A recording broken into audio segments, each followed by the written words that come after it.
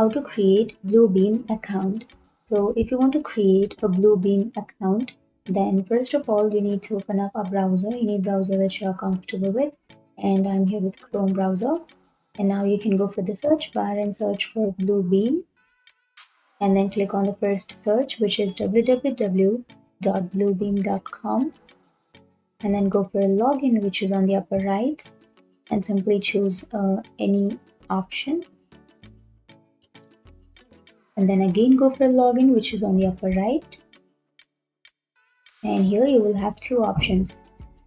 One is sign in and another one is create account. So you can go for create account, and from here you can create your Bluebeam account.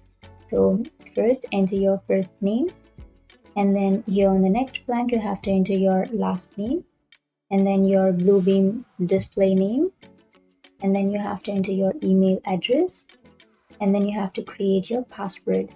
And on the last blank you have to again confirm your password, and after that click on create account and then accept.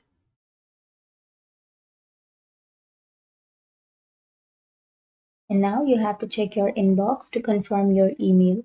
So open up your mail, and here you will have this, please confirm your Bluebeam ID.